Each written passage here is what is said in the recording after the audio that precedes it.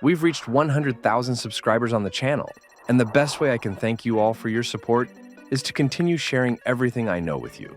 As I've mentioned many times, my favorite editing style is MagnatesMedia's, so naturally, given all the inspiration and knowledge it has given me, this tutorial will be dedicated to it. Here's an example of what we'll be learning.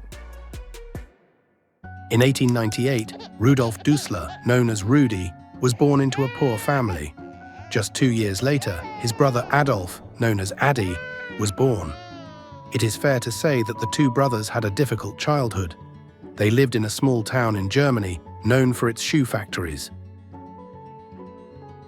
By the way, if you want to support the channel, in addition to your likes, you can also do it from my Patreon page. There, I share with you all the projects I use in the tutorials, so you can keep practicing and learning. I leave the link in the description if you want to take a look.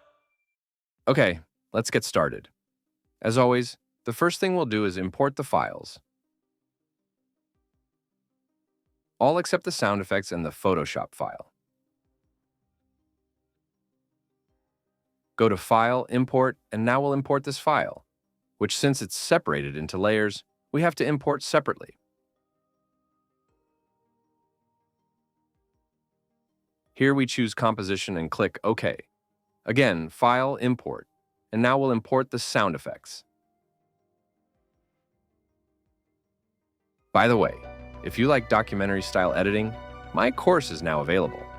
But it's not just a course in which I show you how to animate a sequence in After Effects and that's it, but I show you the entire procedure that I followed to create this animation.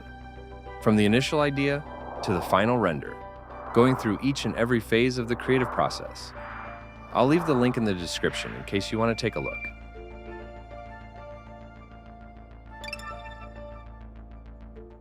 And to keep everything well organized from the beginning, we're going to open the order script by our friend Zavat, which, with a simple click, organizes everything into folders. I'll leave a link in the description if you want to download it completely free. Look, here we have images, JPGs, PNGs, MP3s, compositions, Photoshop files, and video files.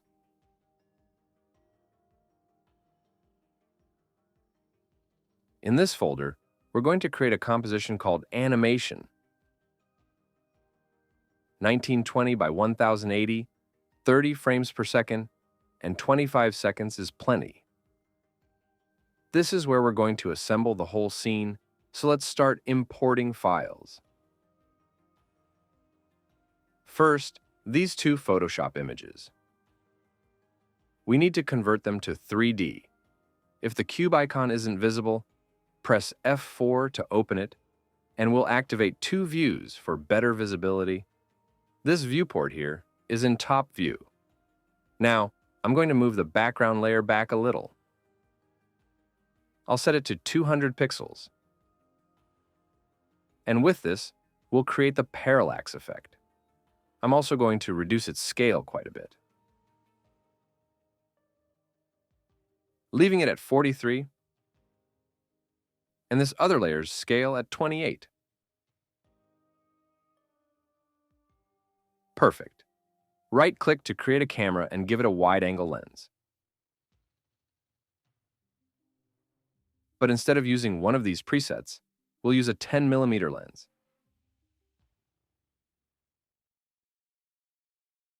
This wide-angle lens will allow us to create a really cool parallax effect by keeping the layers very slightly separated.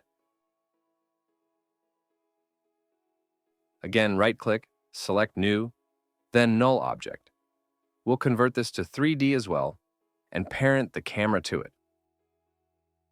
Now we move to 610. As I always say, I use these values in this timing because, after some testing, they've worked best for me. We expand the position and select a keyframe. Here, at the beginning of the timeline, we're going to move the camera to the left. We'll set the value to -1040. We smooth these two keyframes with F9 and refine the curve a bit. We'll set the influence of this handle to 65%. and the other one to 50%.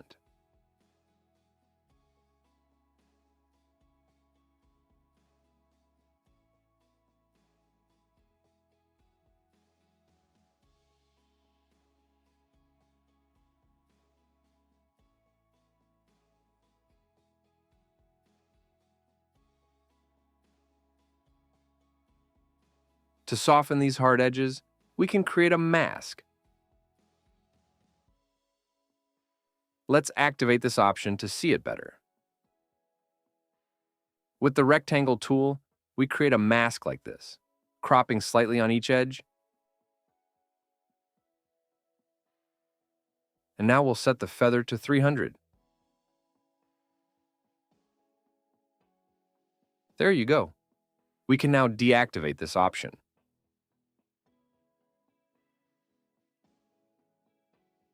At this point, we duplicate the null, delete these keyframes, and select a new one. We need to link the previous null frame to the new one. And this animation will start at the 5-second mark. This way, a little before this one finishes, the next one has already started, and the camera never stops, resulting in very smooth and fluid movements. From the 5-second mark, we move to the 11-second mark. And here we'll continue moving along the x-axis. Now we'll set a value of 3,500. We smooth the keyframes and give the curve a little shape. We'll set this one to 70 and this other one to 55.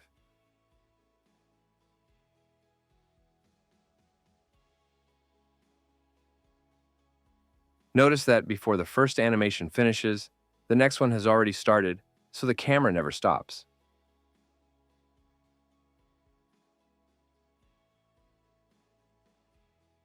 While at this keyframe, we'll assemble the next scene.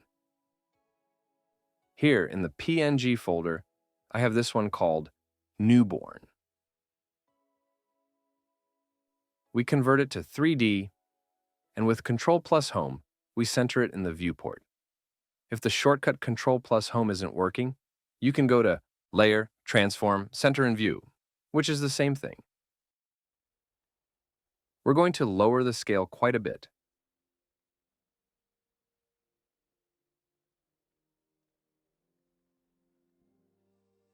We'll move it down a little and to the right.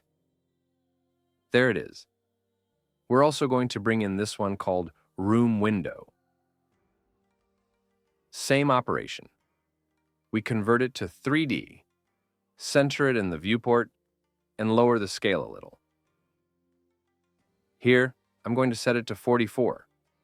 Now we have to position the layer correctly. I'm also going to move it back 200 pixels. And what I want to do is a transition to the next scene through this glass. So I'm going to move the layer a little to the left. Look, this here is the center of the composition, so this glass has to be more or less around the center. But as we always do, we're going to give it the exact values. So this layer is practically already positioned correctly. I always give it the exact values for two reasons. The first reason is that I don't really like decimals, and the second is that many people are just starting out and aren't yet very familiar with the After Effects camera. So if I give you the exact values, it will be much easier to follow the tutorial steps. Here, I'm going to set it to 3,270 for X, 515 for the Y-axis, and this one to 200. Okay, perfect. That's going to be its position. But I'm going to move this window layer, the one for the room, underneath, so I can see this other window. Let's go back to the last keyframe, duplicate the null frame, delete these keyframes, and mark a new one.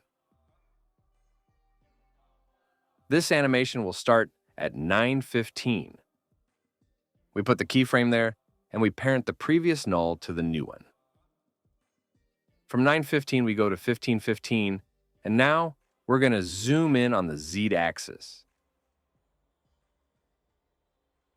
I'm going to activate 2 views so you can see better what we're doing. Basically, what we have to do is move the camera through this layer to make the transition, but through this glass.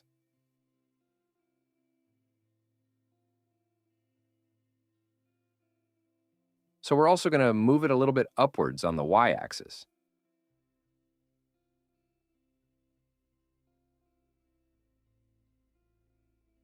And continue moving the Z-axis. Notice how we're going to make the transition through this glass. We're going to set the exact values, 710 on the Z-axis and 285 on the Y-axis. We'll smooth the keyframes again and refine the curve a bit. We'll set this one to 70 and this other one to 50.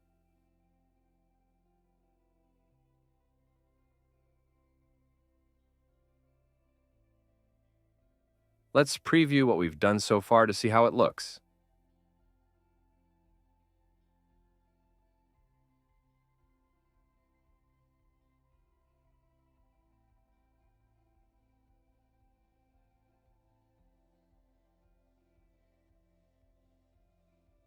Okay, this looks great. Let's continue.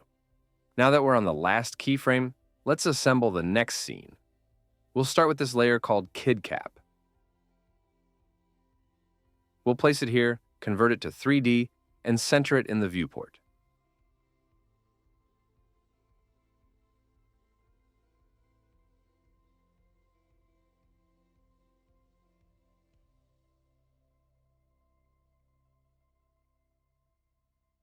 To make the scene look realistic, we need to adjust the proportions, since the character looks huge right now.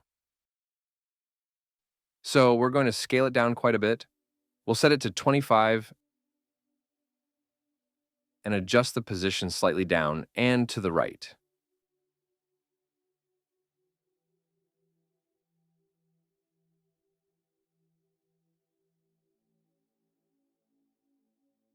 Here and there. As I mentioned before, this layer is practically already positioned correctly, but we're going to set the exact values to make positioning all the layers less confusing. Here, we'll set it to 3,695 on the x-axis, 605 on the y-axis, and 625 on the z-axis, so it's a little closer to the camera.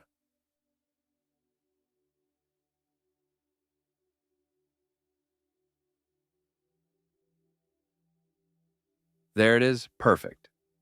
To add the other character, we can duplicate this layer, move it slightly to the left, and now select it. With the Alt key pressed, replace it with this other one.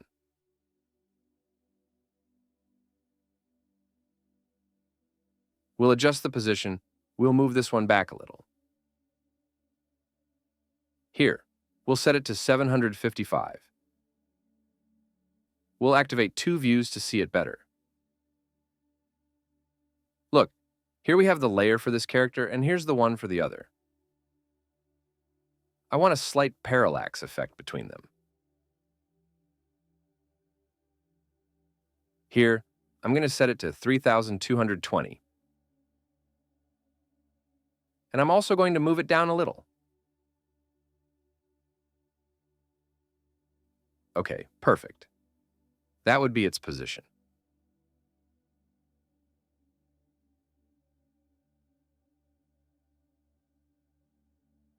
Let's continue adding layers. Now I'm going to bring in this layer called Damaged Wall. I'm going to place it between the 2 characters, convert it to 3D, and center it in view using Ctrl plus Home.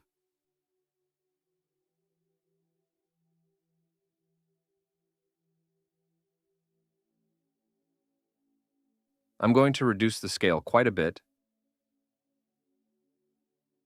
leaving it at 48, and bring this layer forward slightly.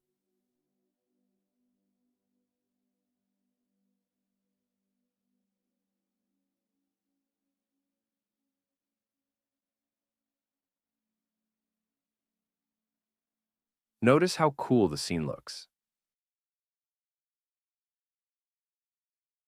But let's position it correctly. Here we'll set X to 2910, Y to 255, and Z to 520.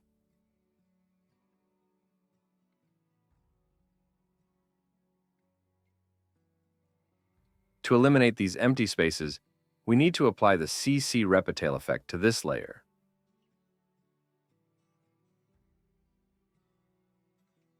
We'll expand the pixels upwards, slightly downwards, and to the left. And here, we'll change from repeat to unfold. Perfect. Now there's no empty space.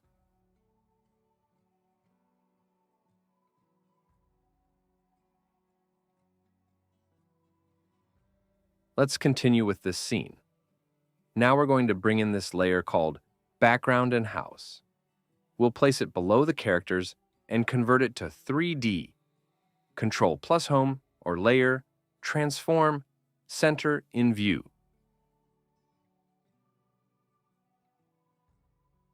We send this layer to the back and set the following values: 4,590 on the x-axis, 1,125 on the y-axis, and 2,650 on the z-axis.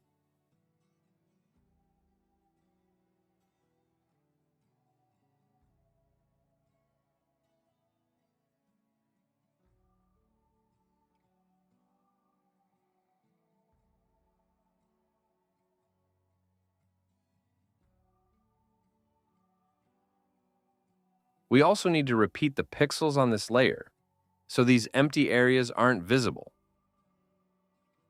So we copy the effect with Ctrl-C and paste it with Ctrl-V. We expand it slightly to the right, and that's it. Don't worry about this, because there will be other layers on top of it later, and all of this won't be visible.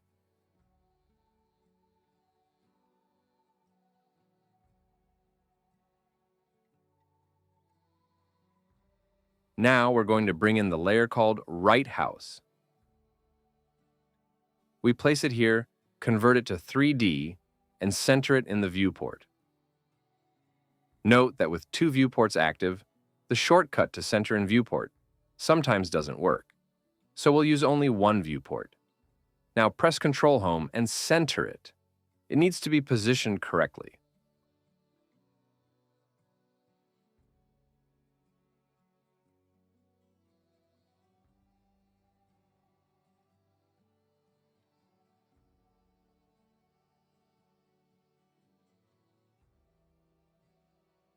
We'll set the following values: 6,620 on the x-axis, 650 on the y-axis, and 1,800 on the z-axis.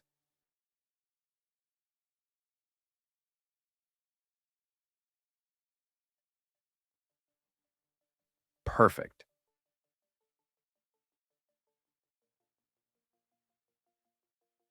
Although, notice the house seems to float a bit, but that's okay. If you want, you can adjust the scale or position to disguise it.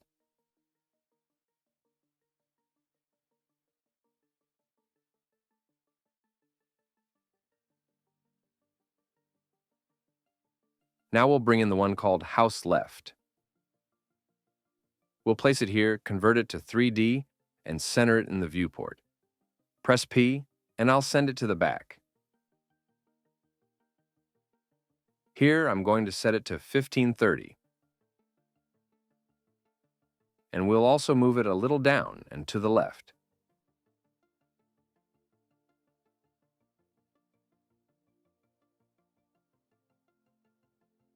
That will be its position, but I'm going to set the scale to 110.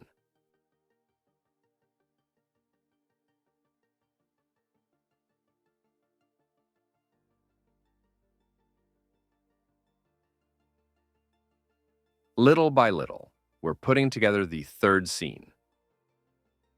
Now I'm going to bring in this one called factory.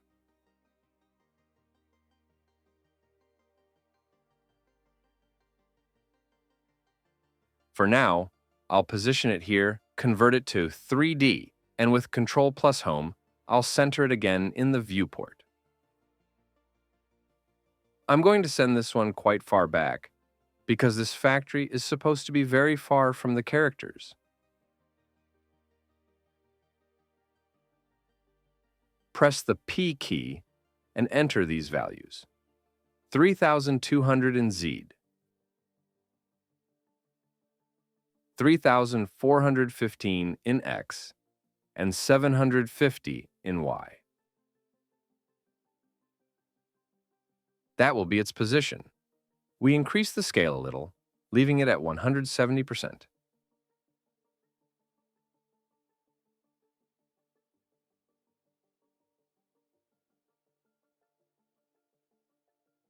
And notice how cool this tower looks when we transition to the next scene.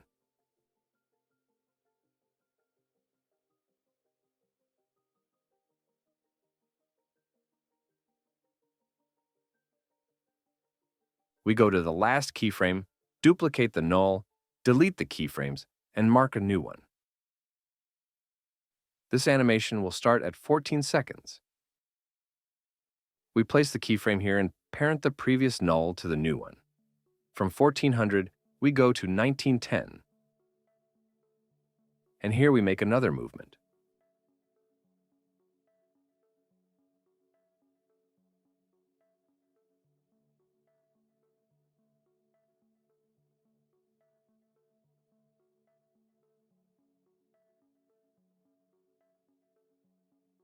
We set these values, 1200 for Z, leaving this as is, and 4250 for X. And this will be the final position. We smooth the keyframes and shape the curve. We set the influence of this one to 65%, and of this other one to 70%.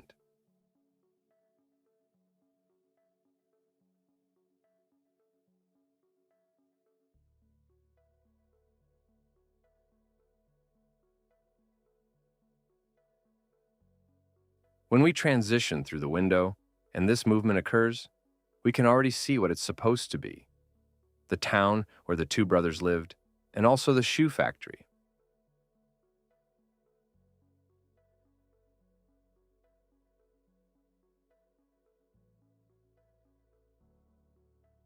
While we're on this last keyframe, I'm going to bring in the sky file.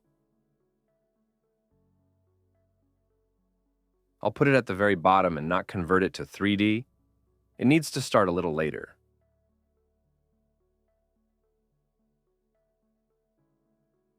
A little before this scene appears. We'll put the layer there.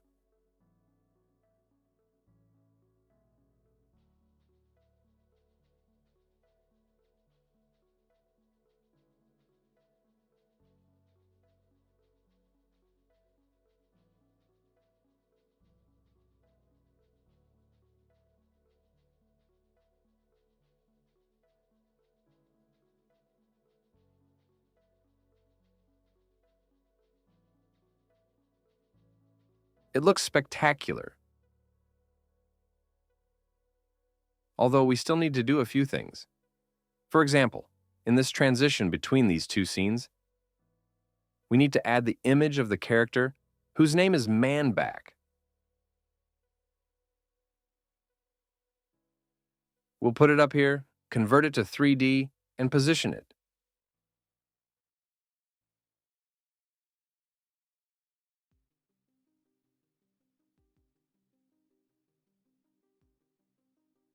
You can't see the parallax effect. That's because it's at the same depth on the Z-axis. So we'll move this layer closer to the camera.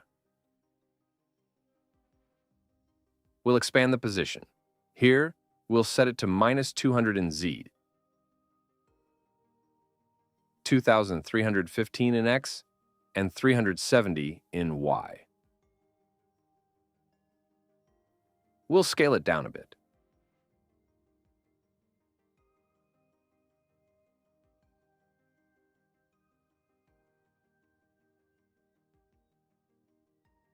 and now it looks great.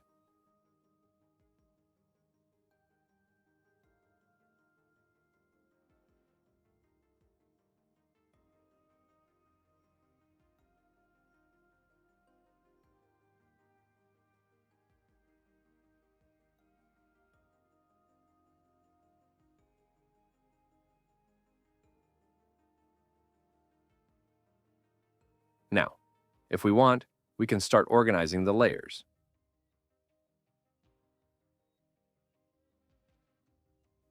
Before this scene is visible, I'm going to select all these layers. The factory layer, the houses layer, the newborn layer, the boy in the cap layer, the broken wall layer, and all of them.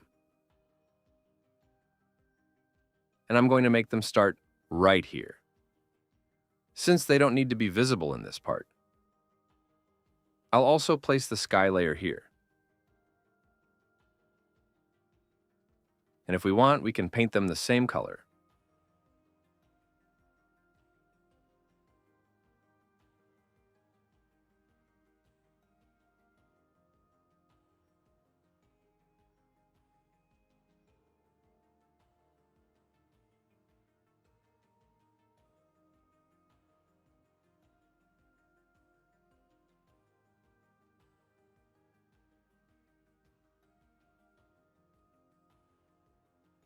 We'll cut the layers from the first scene that are no longer visible at this point. We won't cut the layer of the room with the window.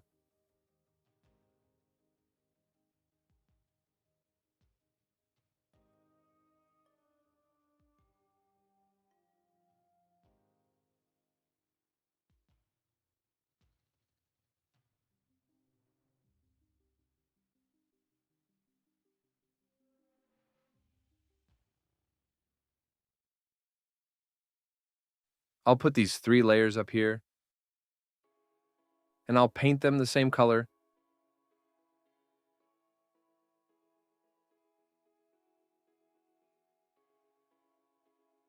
And I'll also cut the layer of the man with his back turned at this point.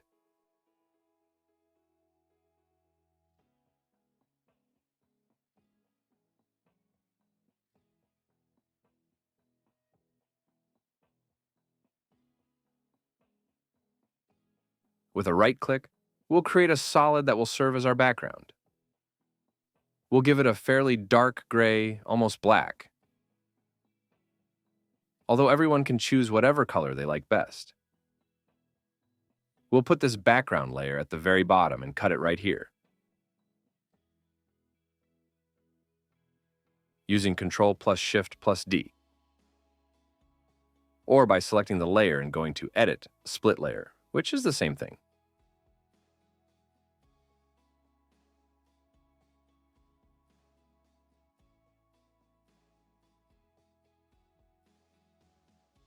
Next, we're going to create the effect of passing through the glass. So we need to do a few things here.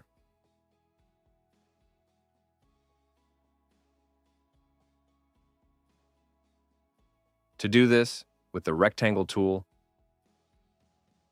we'll create a shape like this and rename it Blur.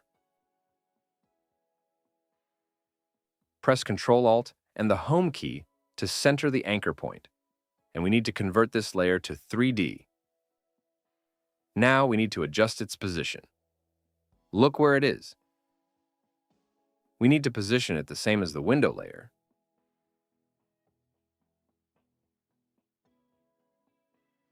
So for now, we'll place it directly above it. Now, with Ctrl and Shift or Caps Lock pressed, and using the pick whip, we'll parent it to this layer, and it will be positioned in the exact same spot.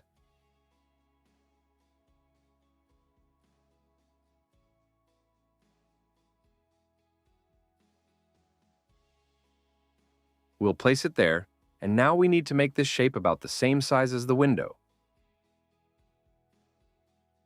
Roughly the same size. We also need to activate this icon so that, instead of being a shape layer, it functions as an adjustment layer. This way, any effect we apply to this layer will affect all the layers behind it.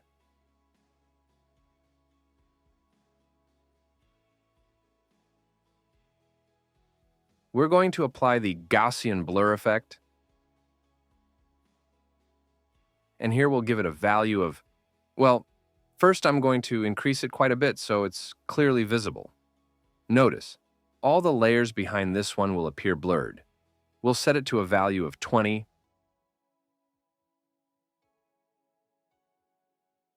but I don't want the window to be blurred, so I'm going to move this layer below it.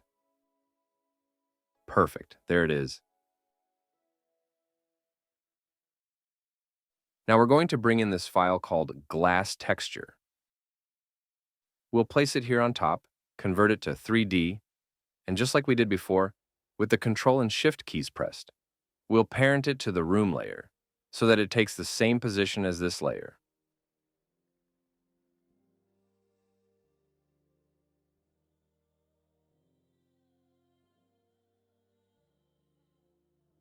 We'll place it here and lower the opacity a bit to 40%.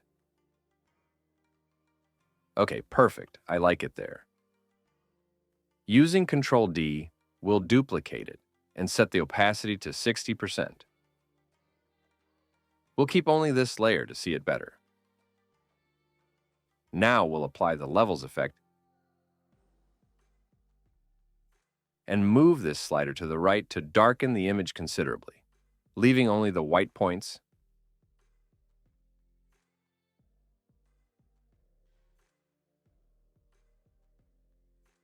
Something like that. The only thing left is to change the blending mode. We'll set it to screen.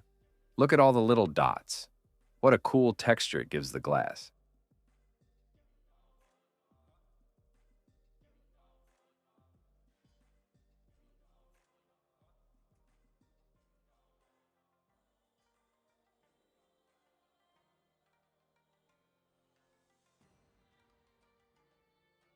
To avoid such a jarring transition to the next scene, we need to create a small animation.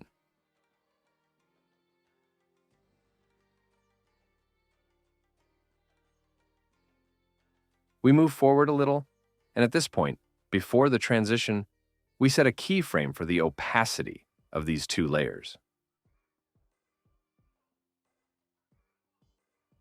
We continue moving forward.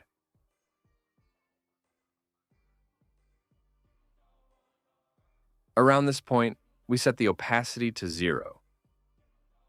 We can smooth these keyframes if we want. This way, we have an animation that really makes it look like we're passing through the glass.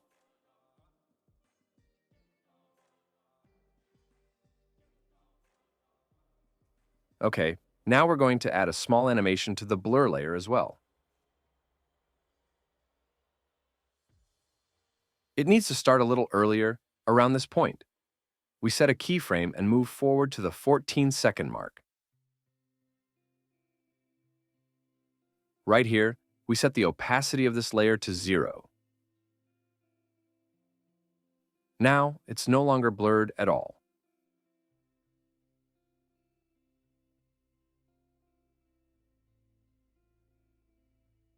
Look at this cool transition. It really does look spectacular.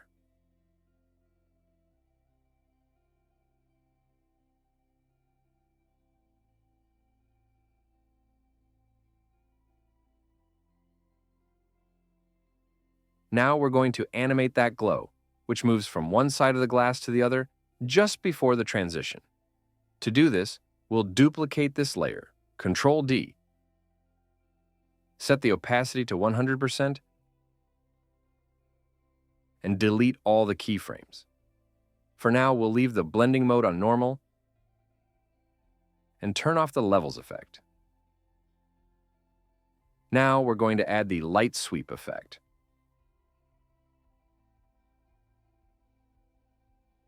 Notice that we can already see the glow. Let's make some adjustments. Here, we'll set the width to 100, the sweep intensity to 50, and change the sharpness to smooth. we'll change the Add option to Cutout. Now we're going to set this layer to Classic Color Dodge, although you can try other blending modes until you find the one you like best. I quite like this one. Just before the camera passes through the glass, we need to animate the reflection.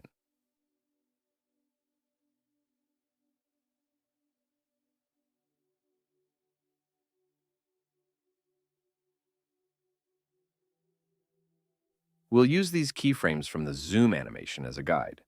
Just below this one, we select one in center and move it to the right. Here we have a handle, so we place it roughly around here. If we hold down the Shift key, we can do it more precisely. We press the U key to expand the keyframes. And now below this one, well, we place it a little earlier to see it better. Over here, we select this handle and move it to the left.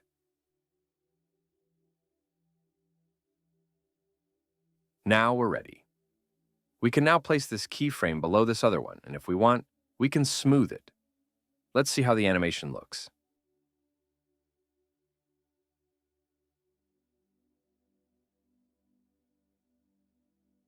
It really does look spectacular.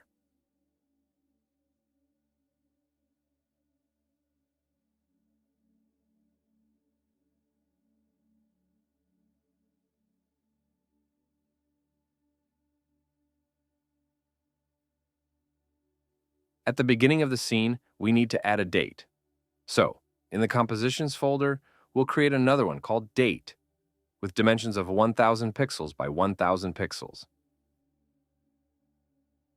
We'll leave the rest as is, or rather, we'll set its duration to 10 seconds.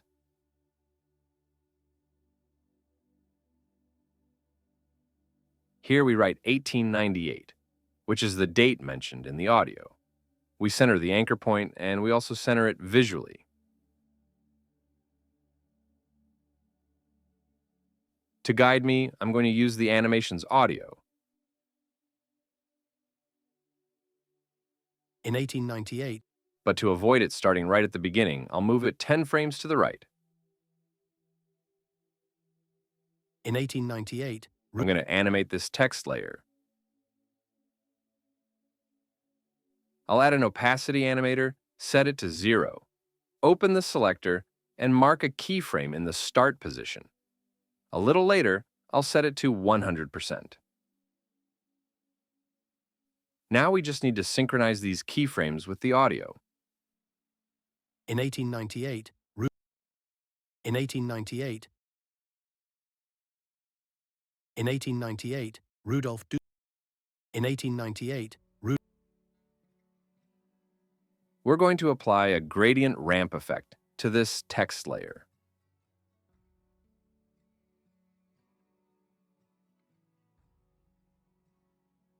Here, everyone can choose their favorite colors. I'm going to change the black to an orange like this.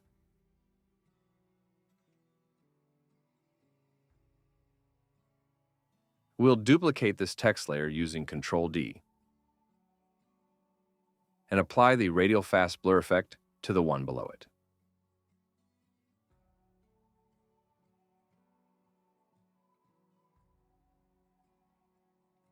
We'll set the amount to 85 to create that glow. But we'll lower the opacity of this layer considerably, for example, to 40%, so the rays are very subtle.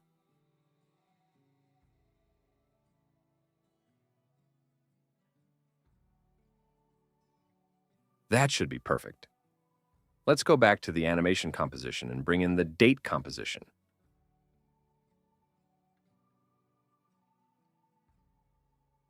We place it up here and convert it to 3D.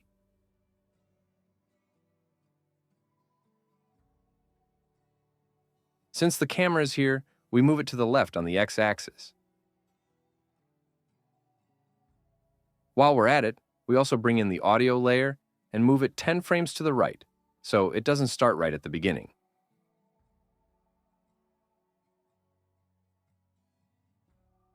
In 1898, Rudolf Dusler, known It looks spectacular there. In 1898, Rudolf Dusler, known as Rudy, was born into a poor family. We preview it and check that everything works. In 1898, Rudolf Dusler, known as Rudy, was born into a poor family. Just 2 years later, his brother Adolf, known as Addy, was born. I'm missing the baby layer. So I find it and put it back.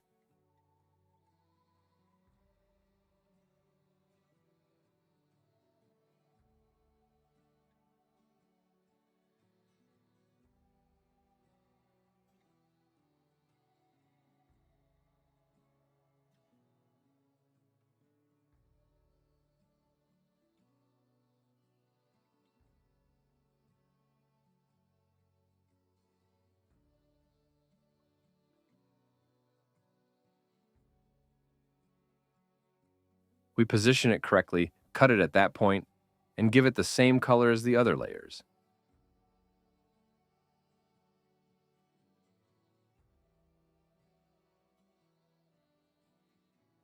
And these three as well.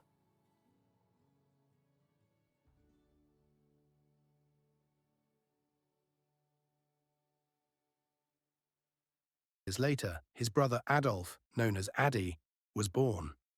It is fair to say that the two brothers had a difficult childhood. They lived in a small town in Germany, known for its shoe factories. Rudolf Dusler, known as Rudy, was born in Now everything works correctly. The next thing I'm going to do is a small color correction. For this, I'm going to use a plugin called Lux from Magic Bullet.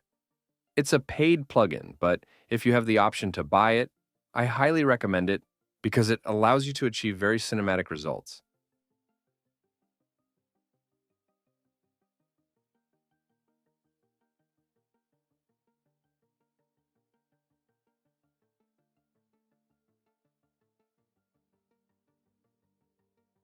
We go into Edit,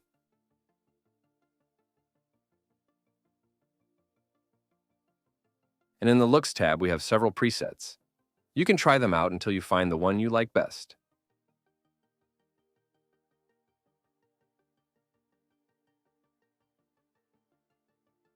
Look how cool this one looks.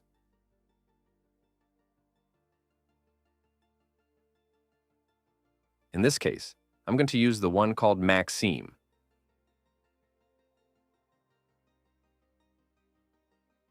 And apart from all these effects that come with the preset by default, we can add others. We go to the Tools tab, and we're going to add, for example, this one called Optical Diffusion, which highlights the brightest areas of the image and makes the video look a little less harsh. I'm going to set it to 15.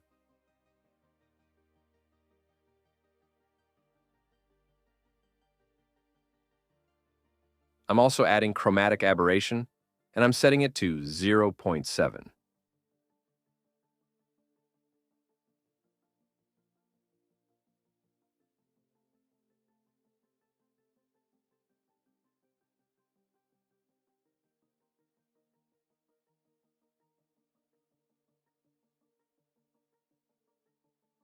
If we want, we can keep experimenting until we find the result we like.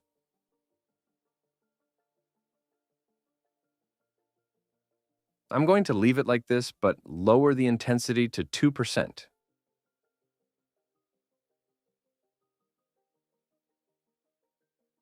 Or even less.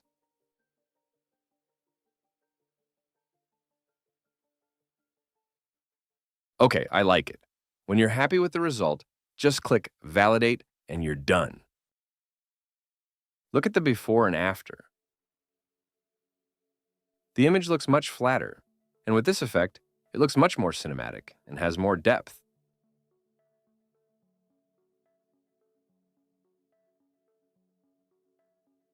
and the skin tones look great too. We can still improve a few things.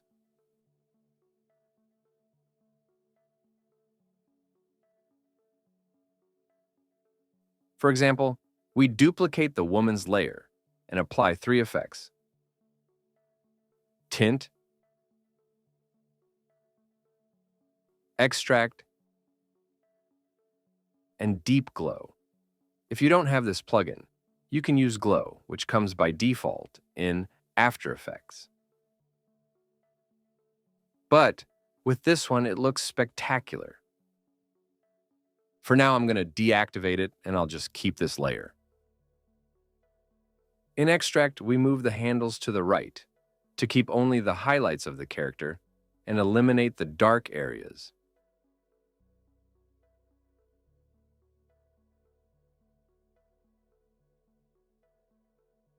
Notice that we're only keeping the bright areas.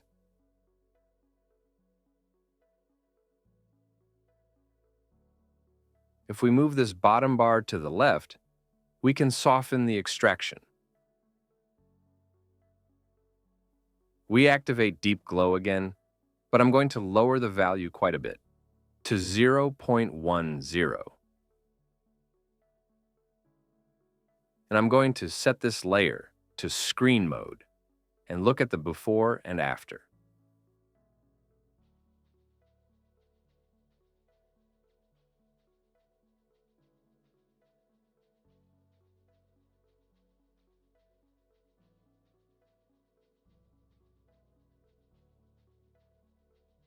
We do the same with this other layer. We select it, duplicate it, and apply the same effects. The first one is called Tint. Then Extract. And also Deep Glow. We'll deactivate this one for now, and we'll keep only this one to see it better.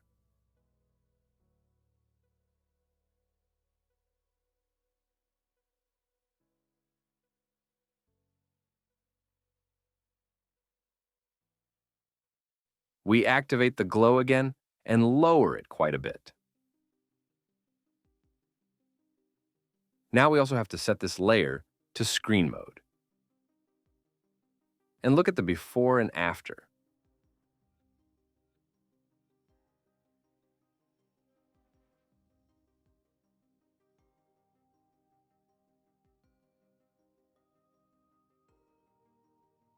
With Control A, we select all the layers and activate Motion Blur,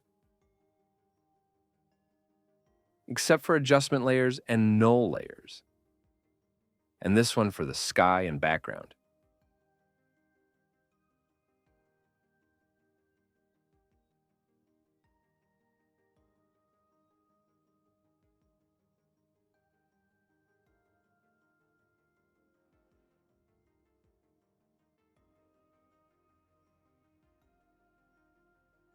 In 1898, Rudolf Dussler, known as Rudy, was born into a poor family. Just 2 years later, his brother Adolf, known as Addy, was born. It is fair to say that the two brothers had a difficult childhood. They lived in a small town in Germany, known for its shoe factories. Everything looks fantastic, but a couple of details are still missing. We're going to add a brightness and contrast effect to the character with their back turned.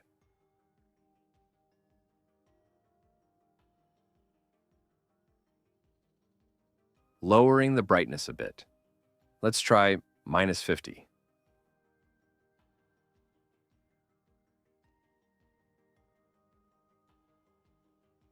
Okay, it looks pretty good there.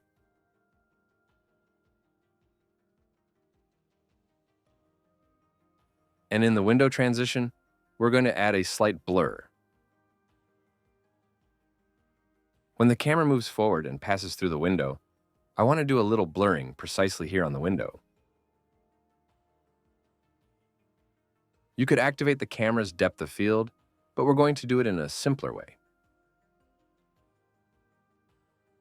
I select this one and apply the Gaussian blue effect.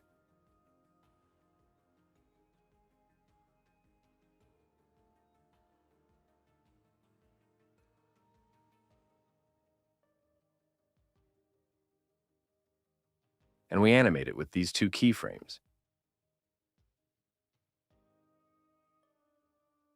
which are precisely when the camera moves forward and passes through the window. Well, below this, I'm going to mark a keyframe in the blur.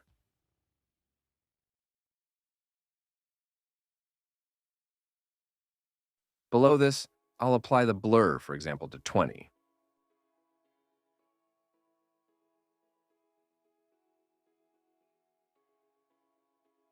I like that much better.